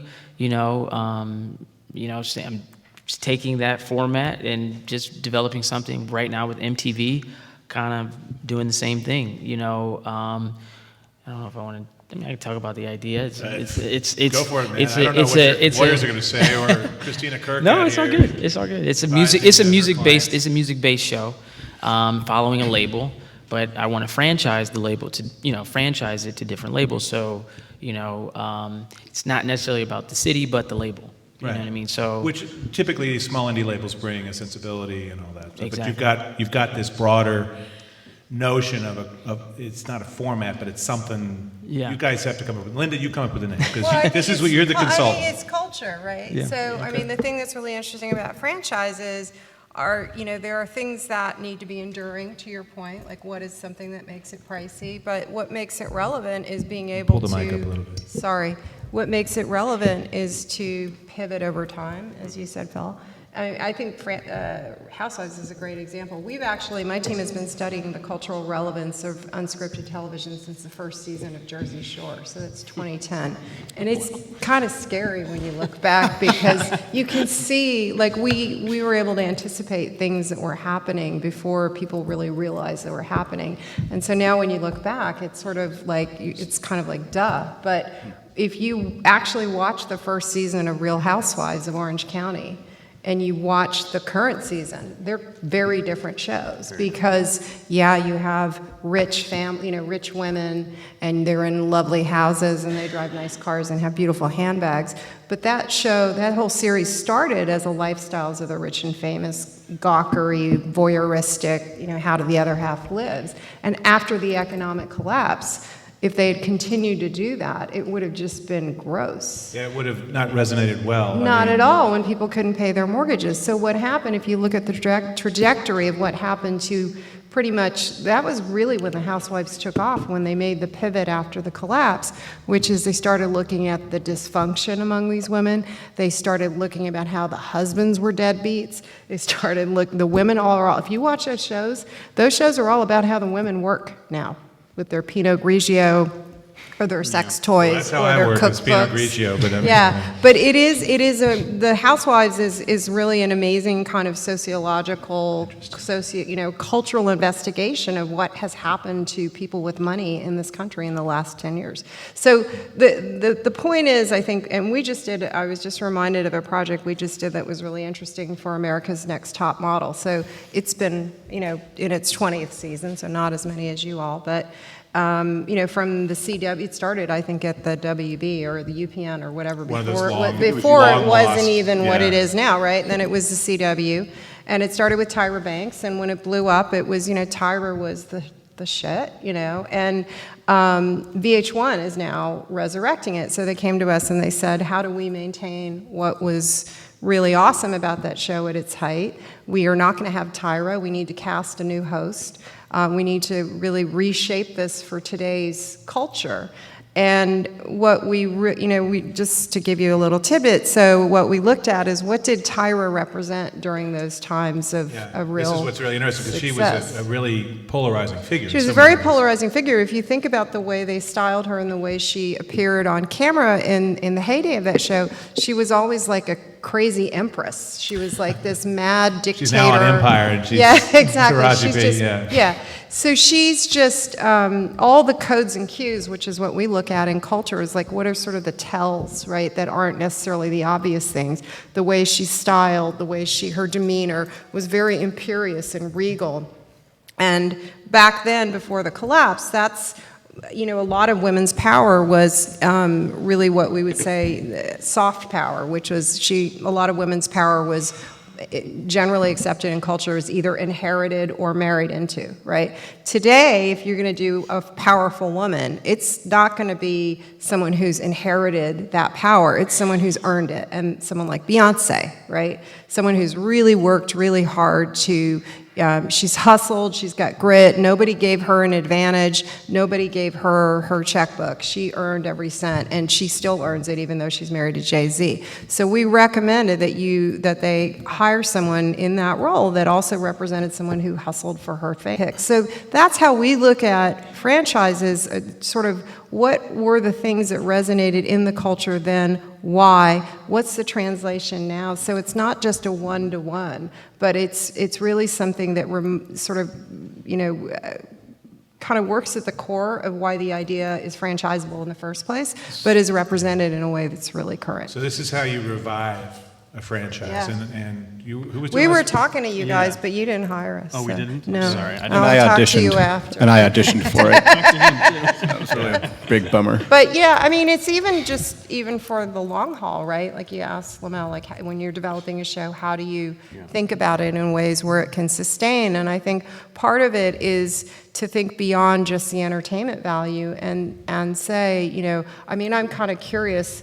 Price is Right started in the 60s, 72. Let's Make a Deal is 62. Yeah, and Talk on your mic. it'd be really fascinating to look at what was going on in the culture at the time economically that made those shows so powerful, because undoubtedly there's a corollary to, how you get them to really resonate today. It's interesting that the Deal in the 60s was the first mindless television and widely criticized for... You didn't watch The Munsters, did you? That was brilliantly written and acted. Well, First of all, by the way, the cultural conversation about that also at the wine at 5 o'clock. And the car in The Munsters was ridiculous. Yeah. So that all fit into car culture in the 60s. Basically the Osbournes. Yeah, but actually, Let's Make a Deal was how could you do this? This is mindless. We want highbrow things. And Monty Hall created this amazing show, which he still is a consultant on, that was not about that. It was about an experience. It was about taking a chance or enjoying what you have. And that it's may have fascinating. been, and I guarantee you if we look at it, there was something in the culture that was television, and especially unscripted, whether it's a game show or a docuseries or whatever, tends to reflect our desires. What do we want? And we put that into television, so it'd be really interesting to see, when we why launched, there was that desire. And when we launched Let's Make a Deal, we launched it in 2008, 2009. Yeah. Relaunched it, yeah. Right. And it was fascinating because we would offer the same amount of money to buy something back. So like, do you want What's Behind the Curtain or do you want $500? The same amount of money that Monty offered in the 80s. And because of the collapse, people were like, yep, I'll take it. We're like, no. You want, there's Wayne would literally be out there could be a car. I can see the outline of it. I mean, and people, because of the time, and because of how people have been conditioned and that debt was bad and that a sure thing was good. Right. We fought that for the first couple seasons and now it changed. And we were I'm in flashing on Vegas. Austin Powers. We're going to hold you hostage for $1 million. No, it was like we could never offer it. I mean, Monty used to be like, I have $1,000 bill, or you can have the $1,000 bill plus whatever goes with it, or you can have, and we could never do that. We were like, I have a dollar bill on the outside. Yeah. There may be pennies inside, and people would take the dollar bill. I mean, it was crazy. It's really interesting you talk about the financial differences between the different decades, because in 27 seasons we haven't changed our winnings either. You either win $10,000 for first place or $100,000 for grand prize, and I think we've given out $14 million over the course of the series, but the prize itself has never changed. But I think what's also interesting is talking about the cultural significance is that sometimes a demographic it needs to be introduced to a cultural idea or in a cultural practice. I mean, AFV started, Vin DeBona saw a bit during a Japanese variety hour called Fun with Kato and Chen. Yep. And in this bit, they showed Japanese home movies, and Vin thought, well before his time, hey, we need to, the American population is going to love that. And he seeded it to the United States, and it exploded from then. And I have to say that I'm really grateful he didn't bring the part about Japanese shows where they torture Right. their No, that doesn't go contestants. over. They just brought the videos. That doesn't go which over is- very well. They torture themselves, actually. Yeah, absolutely. But that is interesting. So he sees this little thing, he makes the translation. That leads me to another question I want to ask about, which is, where do you take a show like any of these, and stuff that Lemuel's done, you guys have done? How do you take it overseas? How do you take it into new media? What's working, what doesn't for your shows when you try to take these franchises? I mean, I've seen I think I've seen Price is Right, One-Armed Bandits in Vegas and things like that. I mean, I'm pretty sure we're not seeing any pastor One-Armed Bandits in Vegas. Actually, no. That's a good idea. Maybe on one of the riverboats in Detroit, right? That's the next show. That's the next show. You just gave me a new Wait, I've got it. It's a halo on the top of it. There you go. Yeah. God's with you when you pull. Yes. Put your quarter in here, buddy. He'll take care of you. So. Carrie Underwood, Jesus Take the Wheel. I've got it. It's all here, guys. We can do this. Call me. But seriously, let's start with you, Linda. So as you look at your shows, they are very location specific. And can you think about taking them overseas to some other places? I don't know, ministers of London or ministers of Brussels or whatever. But two, I mean, can you pull them into other experiences online, in live experience, in merchandise? I mean, is there any opportunity there for you as you try to figure out how to expand your brands? Yeah, absolutely. Everything that you just said, we've actually been doing with the Preachers, franchising it, internationally, overseas. Preachers we are actually exploring, Africa, a lot of different. What part of Africa are you doing? South Africa or Nigeria? We have those some are the two big relationships. markets, right? Sure. Okay. But I mean, there's a lot of people can relate to preachers and their lives and things like that. So yeah, we've definitely explored those different options to really kind of take it overseas. But as far as other opportunities outside of that, I would say sure. These guys have books. They have all sorts of things that They have the good books. They have the good books. I don't know if you guys know Joel Osteen, but he's a big very minister. Huge minister. Has profited tremendously off of his books, tens of millions of dollars. So for us, that's definitely something that we look into. With the ministers and preachers and bishops. They have relationships with their congregants. So every Sunday, there's 3 different services. They're always selling different types of things, direct to consumer. Recordings, videos. Do you guys get, as the producers, do you get a piece? Because sometimes we get that and sometimes we don't. If it's yes, and if it's really about the actual project, the show, yes. If it's related to preachers of LA or Atlanta or Detroit or wherever we go, sure. But outside of that, no, we can't really. We didn't negotiate. Right. My son works for a TV production company, and they've been trying to figure out how to do a publishing unit. Yeah. Because they've got people creating stuff, and they kind of light turned on. Oh, maybe we could make some money off this. So, yeah. The books that we're talking about for these ministers, for instance, as you say, they frequently are thoughtful people and do write a lot about their faith and life and all that. Rick Warren's another example. Yep. Beyond Joel Osteen is a super church guy. But are these guys that you pick? Are they at that level? Yeah, these are very prominent pastors, very credible. These guys have had a lot of experience, longevity in ministering to people.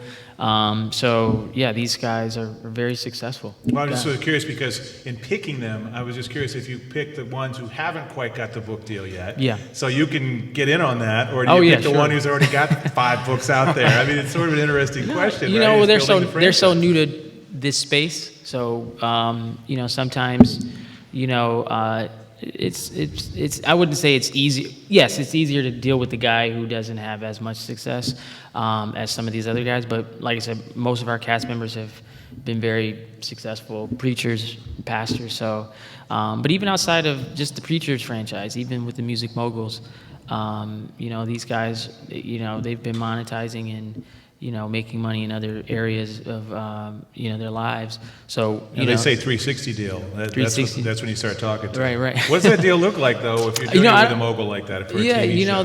It's a sensitive thing. It's very our cast was like Snoop Dogg and Birdman, so they've already kind of have a lot of they have deals already, so it's kind of a little bit more difficult to. You can't put a cast album out or something like right. that. But we're looking into into doing that, especially with when we franchise it or spin it off with some of the other guys. But with the current cast that we have, it's as far as 360 deals or anything like that. No, we don't. Right. But something to think about. Yeah, absolutely. So, Mike, I'm just curious because, like I said, I have indeed seen The Price is Right, One Armed Bandit, and you and Lemuel, I'm sure, are going to look at some downstream opportunities for the ministers in Vegas. But where are the places that they've taken that brand? And I want to ask the same thing of Philip in a minute too. Where has it popped up as they've tried to take that out in other places? It's been everywhere. I mean, it's been in tons of I should know the number, but I'm not on that side of it. But I mean, it's been in Australia, it's been in France, it's been in England, it's been all over Europe. There was a Price is Right, India. Christina Kirk, you've got that memorized. Yes, please. Right? Yes, give us all the information. But no, I had an executive tell me, if you want to make, I forget what it was, $12 billion or something, create an international game show format that travels, that just goes everywhere. And what's great about game shows, to what you were saying, which was so great, which is people can relate to preachers and ministers because they are almost everywhere in the world. It turns out there are the prices and values of things almost everywhere in the world. And so that when a great game or videos that are people doing funny things at home, that travels because that is a common experience. And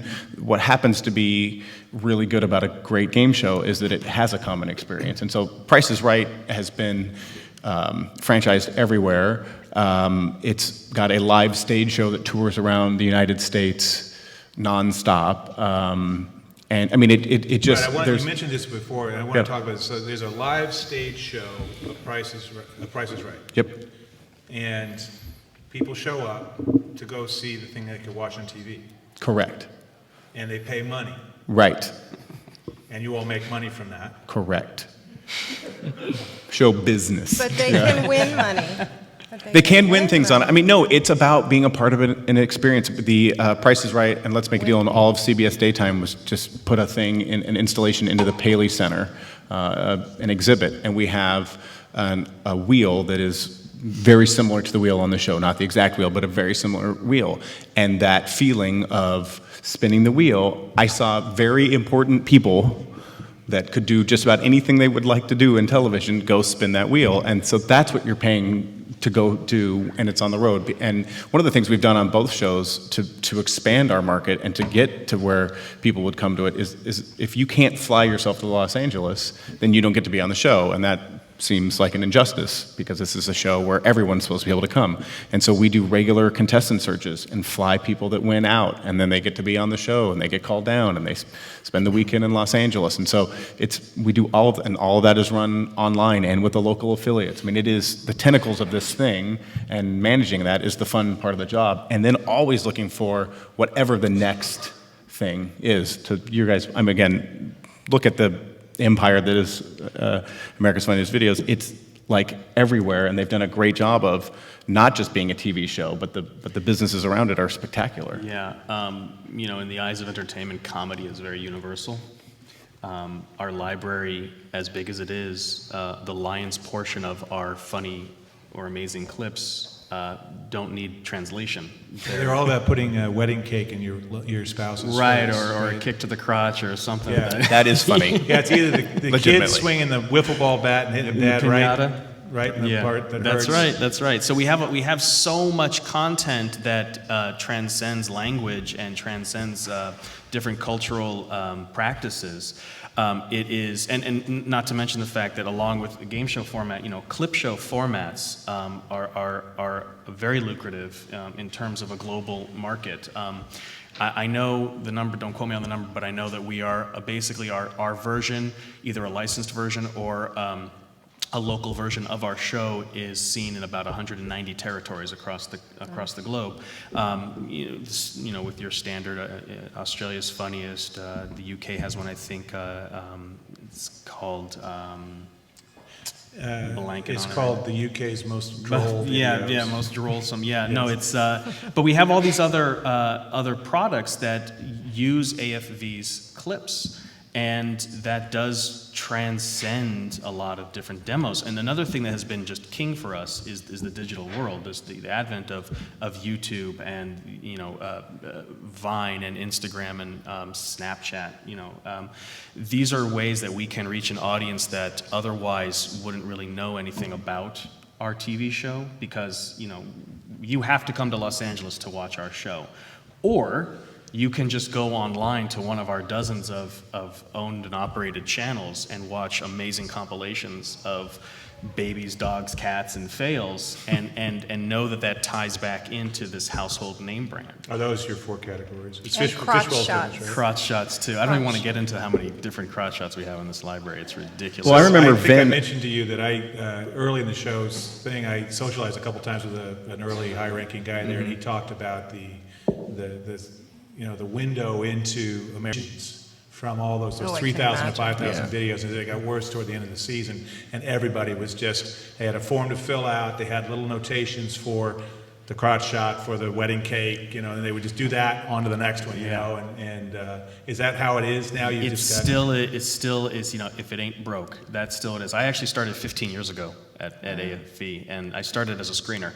And my job was to watch, and this was back in VHS and high date, and this is, there was no thumb drives or DVDs, let alone digital submissions. And, my job was to watch countless hours of tape after tape of. And yet you seem so normal now. I had to go in for some debriefing, but it worked out okay. Little PTSD. Yeah, a little PTSD. But everything, what also makes it so significant is that now that we're in the digital age, our entire library now essentially lives up in the cloud. And every single piece of submission or any piece of footage that comes in is meticulously scrutinized and meticulously metadata and profiled with certain data points. So at a heartbeat, if I want to find, dog, pinata, baby, fail, I'm going to get 50,000 of those clips, and I'm going to know of those which, it's an amazing database. I'm going to know which of those clips are available for international use, domestic use, which can go on to our digital platforms, to our partner distributions. So there is a system behind everything that we get, and even the stuff that doesn't necessarily make the cut, we also hang on to, because, to your point, we have to re-envision the brand and try different things that pertain to the AFV library. So would you say that the coming of the internet clip universe, which is extraordinary, I mean, I don't know how many hours it is per minute of video are now uploaded just to YouTube, never mind everything else, that while that presented a challenge initially, it has opened up the brand and the franchise in the long run. Yeah, I'm going to tell you, when YouTube in 06 came out, we were terrified. I mean, that was the tone around the office, because we thought, well, there go all our clips. Now there's no need for anybody to send them in. Now it has turned into one of our biggest partners. That, and along with Facebook now getting into video posting as well. It has opened up our brand in ways that we couldn't imagine 10 years ago. Not just with the exposure of AFV, but our ability to test other games for the show, to test other products that may relate to Vindabona Productions. It has been one of our best friends and allies in actually reaching people with funny or amazing video. And in fact, I think that YouTube's creation has actually helped our submissions, because everybody now wants that fulfillment of seeing their video in a space. Hey, that's me up there. Hey, that's my cousin. And now we get that with YouTube, and I think that has also translated to people wanting to see their clip on television still. And I think as far as YouTube is concerned, it has really, really buoyed our entire business, as opposed to. So everything that you put on, though, is still stuff that's coming in. You're not licensing clips from anybody else. No, it is all ours. It is all ours. I know the guys over at Jukin Media, and they license. Well, there's different models. We're familiar with Jukin, a lot of other models in that space where they reach out to people and they do revenue sharing as well. We don't need to go down that road as of yet. It's been discussed. But as of right now, it is not a necessity at all. I think what is a necessity is who can get that best viral clip first. Who retains possession of it, whether it's for the show or for licensing or for monetization. How do you get that? Because one thing that has changed with YouTube is that filmmakers are becoming very savvy. You know, my father putting a video up, he wouldn't know the first thing about monetizing, he wouldn't know the first thing about ad revenue, he wouldn't know the first thing about any of that. But any of my friends or my brother knows exactly what a YouTube partnership program is, knows that they can monetize, knows that they can do SEO metadata tagging to get up in the algorithm, know about claiming and rights management. So, I mean, these are the things you have to address now. And that person you're talking about is 4 years old, right? Right, So- you might as well be. I mean, this is true. We're born on the phone. I have a 2-year-old daughter who now knows how to use my cell phone. Right. It's just intuitive. She's And- like showing you each time the new iOS. Yeah, she's showing me how to version install comes some out. apps that I It's like, know. no, Daddy, It's no, this is incredible. what you can do now. So, get it right. No, but I think digitally has helped the brand globally as well. Interesting. So, Linda, I want to circle back to you for the sort of big picture. What are you seeing as brands, younger ones and more legacy ones, want to move beyond their core audience? What are the tricks? What are the interesting platforms they're taking? It's not just, oh, I'm going to go to Australia, but you know, how are they? What are they doing, and what are they taking? What are they plucking out that makes it work somewhere else? Yeah. Well, I think it ultimately starts with understanding that today when you have a franchise, what you really have is a piece of IP, right? And that IP can be deployed in many, many ways. And what the best brands are doing, you know, you take like USA with Mr. Robot, and even though that's not a franchise, you understand like there's a rabid fan following behind that show.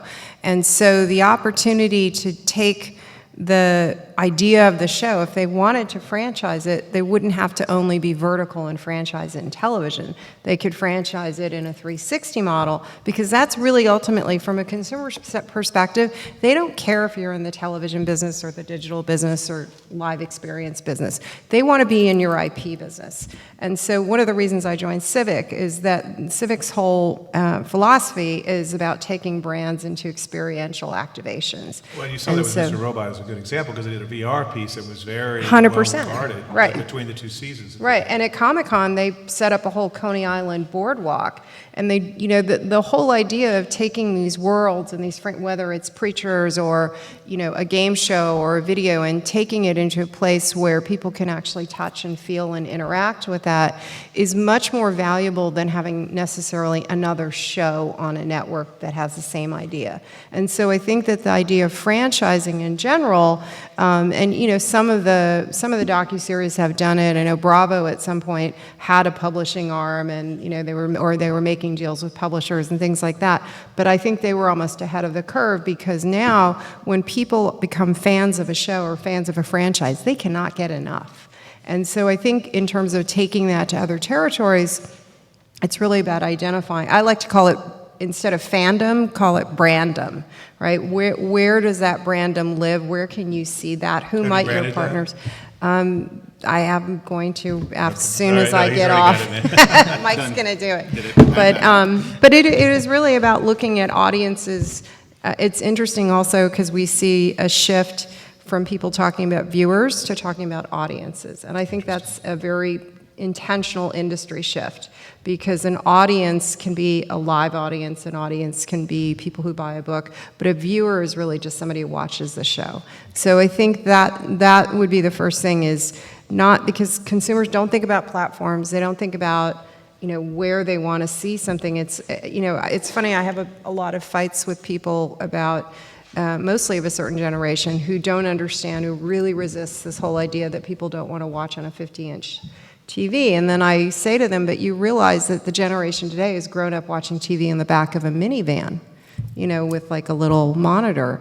And now you've got a 2-year-old who's growing up starting, you know, television is very, very personal now. So I think if you think about, again, the gamut of experiences that people want to have with an idea that they really like, it might be really personal and up close, or it might be with 50,000 other people that they can just sort of revel in their fandom. So At the Price is Right live show. yeah, so I think all those things that you guys are doing to take the idea out there and and go beyond television is the real opportunity. And most companies today are either partnering or starting divisions so that they can do all those things.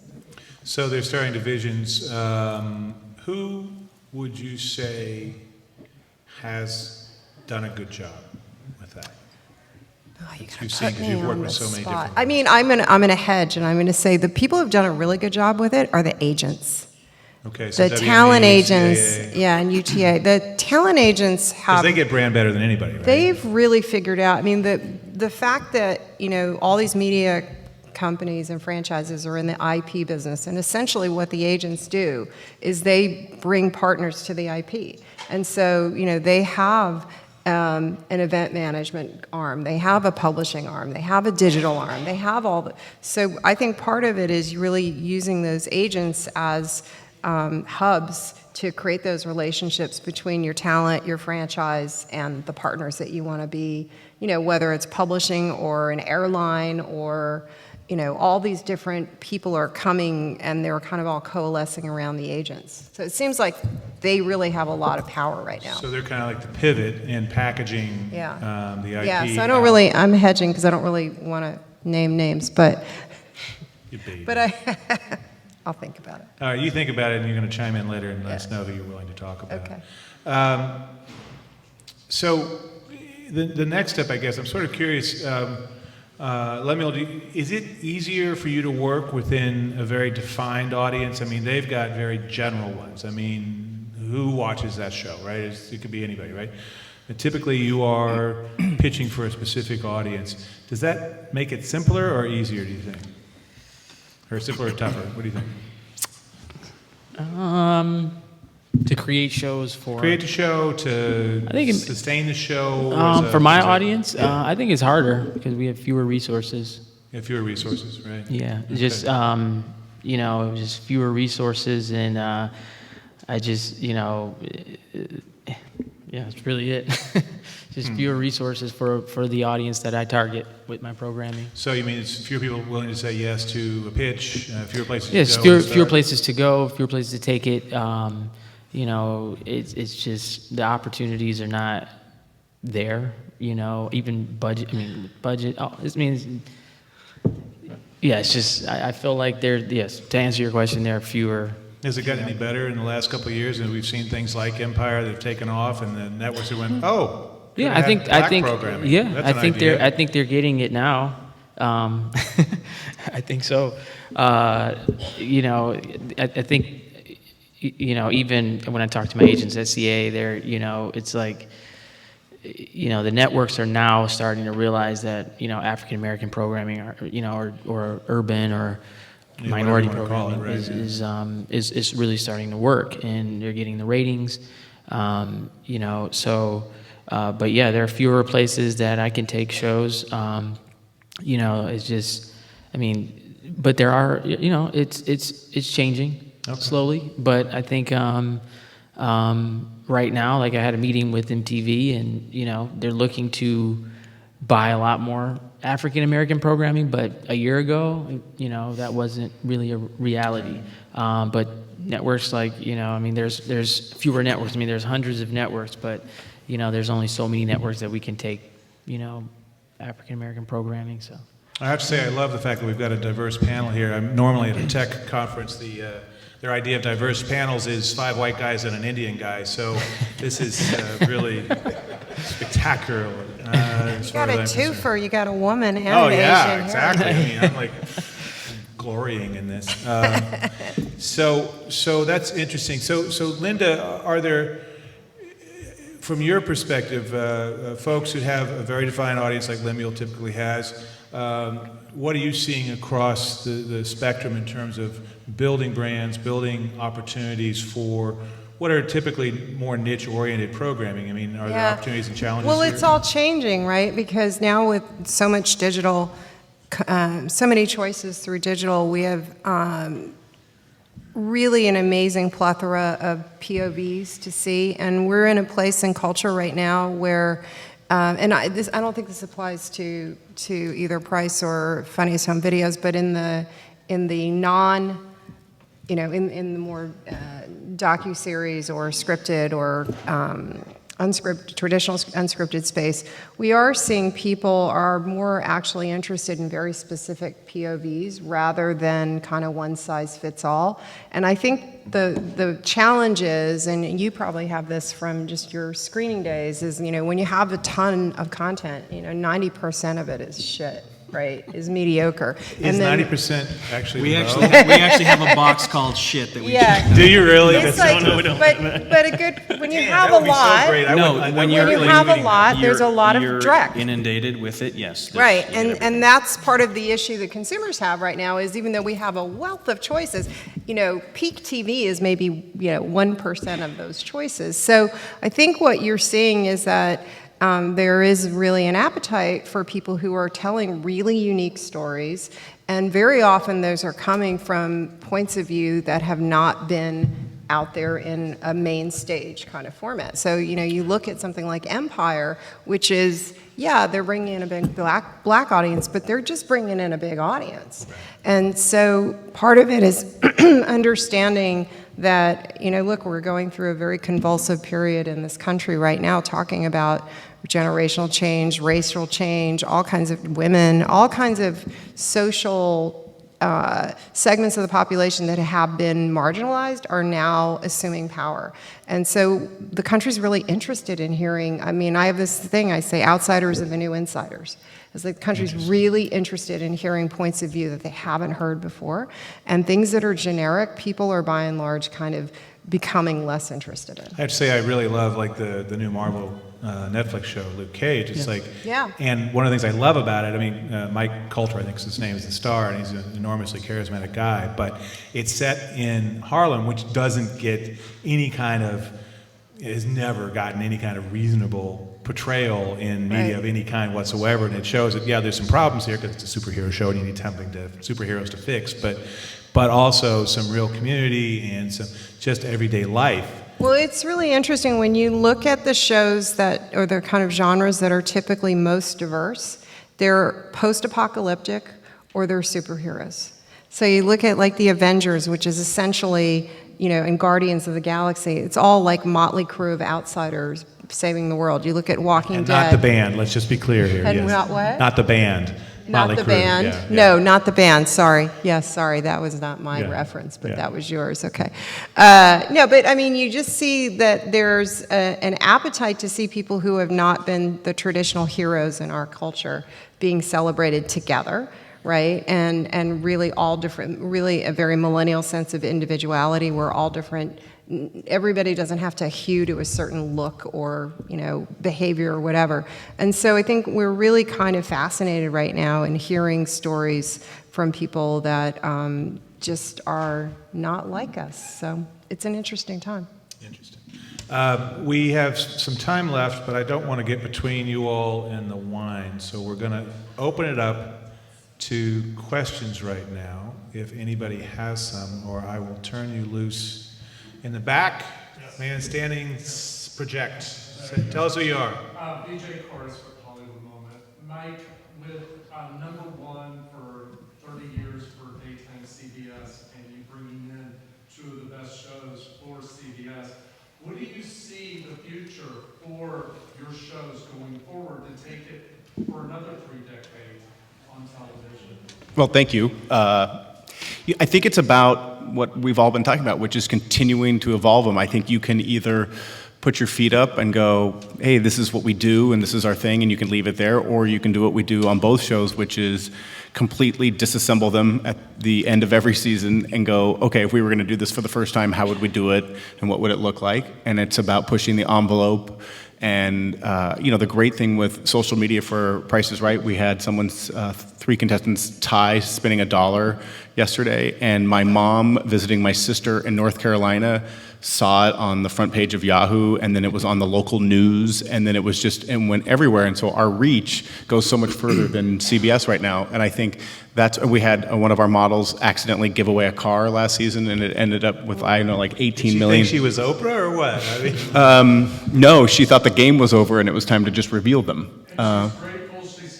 Yeah, well, and she thought she was going to get in trouble, and as it happened, I went, no, this is going to be the most viral moment in the history of the show. More than a car. Oh, trust me. Yeah. So no, I think it's about pushing and can, you know, and CBS is a great partner for us because they love the fact that we're always pushing the envelope, whether it's with specials or prizes or guest stars or moments or, you know, just Wayne Brady on Let's Make a Deal is pound for pound the most talented person in media, and you get to watch him completely show off, I don't know, not completely, 50% of his abilities every day on Let's Make a Deal. And I think that's special and about getting great talent and building it around the talent, like what you were talking about with the Carlton. Like that is so smart. That is not going, hey, Bergeron did it this way, let's just bring in someone else that'll just do it the same way. It's about reinventing the show.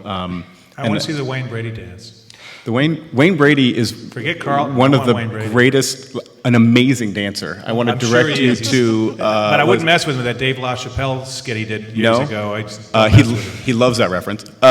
He was on Dancing with the Stars and did a James Brown tribute that was ridiculous. And so it's just so some of it's about who's the talent, and I think you guys have your brand is the talent, and that what you've been so good at is going, this is my brand, and this is how to, and exploit it has a negative connotation, but this is how to show all the layers of the onion to the audience and let them in, and then go to a different place under the same name of the show, but have a completely different brand in a completely different location. And I think that's what's worked with you guys. So I think it's all of those things that just continuing to, we think we can do it for 30 more years. We're that insane.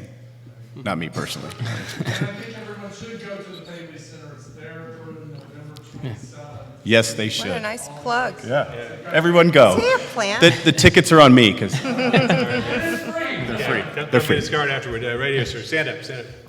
And tell us who you are. I'll just enunciate. My name is Dan Forer. I've got my own production company, do primarily documentaries. Also, I've had a hand in game shows, reality. So this is your panel, sir, right? Sort of. Well, what occurred to me mainly was you're talking about culture and how it's changing. I was wondering, for anybody up there, what we've been through over the last year with the election, what effect do you think that's going to have on the jobs that you do? Well, it's kept me really busy because things are changing so much. I mean, I think that it's interesting because we're talking to one of the 6:30 news hour shows, and we're doing a project with them, and I said, we really can't start until after the election because everything's going to change the day after and the months after. I think, one thing that's really interesting that I think is going to be interesting to watch, not just what happens the day after the election, but what happens in the 3 months after. Because it's not like the day after the stock market crashed, people woke up and went, oh, we're in the Depression. It takes a while. It takes even years before, we were tracking the economic collapse in 2008. It was 2010 when people started thinking, oh, this is really happening. So I think for us, what we have to, as people who are in culture, affecting culture, playing with culture, reading it back and feeding it back, we just have to pay attention. And I think that this industry got caught short because we didn't pay attention to digital, and we were stupid because we saw it happen with music, we saw it happen in publishing, we should have known it was going to happen. And all the networks that really just kind of focused on their ratings and kept focusing on the ratings are behind now. And so I think for our jobs to remain relevant, we have to really understand that change happens and it's inevitable. And so I think what you guys do is great, which is, that re-examination every so often. Everybody needs to do that because what you see certainly in the television world is things that used to be true for 50 years are no longer true. Like just the point about the personal is universal now.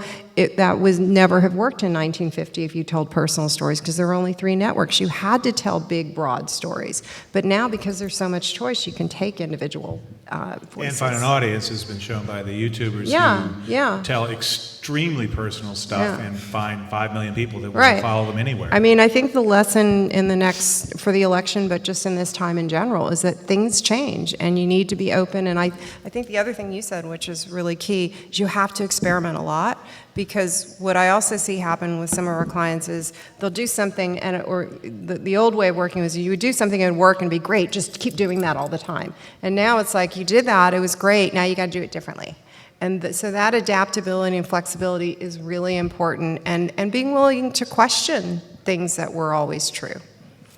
I just want to say, because of the election, I think it's a great time to be in the business of doing things that are positive and not divisive. Yeah. And so you come to Price is Right or Let's Make a Deal, and everyone cheers for themselves and gets excited, and somebody wins a car or gets zonked or whatever, or sees a funny video or gets to watch moguls or whatever it is. I think I think legitimately the backlash from this is that people are so sick of people yelling at each other that I think, come watch America's Funniest Home Videos where people just laugh and have a good time, and you see families win money and Come like together. come together. We as a brand and as a company, we of course won't choose sides, but we certainly will capitalize on what's going on at the time and comment on it as we would within our franchise. So while we don't, put 2 cents in either any kind of debate, what we will certainly do is put together a 10-minute comp of babies babbling back at each other, Oh, that's fun. and let the audience in the world decide. It can be relevant, right. There's a relevancy there, Right, and I think there's something cathartic about that, and I think we certainly need that, especially right now. So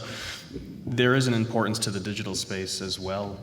To comment on the times. To comment on I the mean, times. that's what television, again, television has reflected our desires and our fears, and, it's a mirror. I want to know if you ever gave away Trump products on the show. I don't believe that we did. No, I don't believe that we did. But if you did, to be the best ever. Yeah, of course. Well, I'll say this. I'm here to make America great again. Good to have him. Good to know. Unless there are other questions, I will send you all off into the good night and the good wine, or good enough wine. Thank you all very much. Give this panel a big Thank you, hand. David. Thanks.